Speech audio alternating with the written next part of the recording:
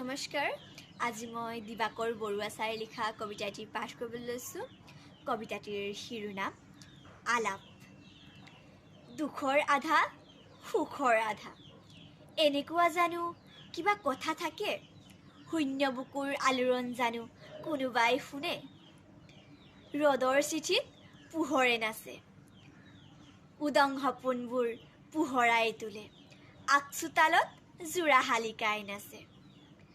বেদনাৰ ৰাতি ভাগৰে সময়, চকুৰ পতা সেমেকি সতেজ চকুলো বয়। দুখে সুখক বিচাৰে আৰু সুখে দুখক সাবতে, সিও জানে দুখৰ অবিহনে তাৰ জানো ঘৰ চলে।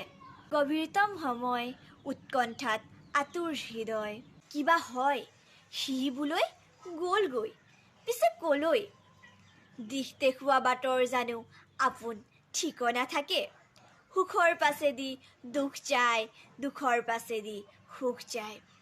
সন্মুখত সময় বহি ৰং চাই, ক'ত আলাপ, ধেত আপুনি দেখোন হাঁহিলেই। হয় দিয়কচোন জীৱনৰ আলাপন, পোৱা নোপোৱা বাৰে কৰি হিচাপ।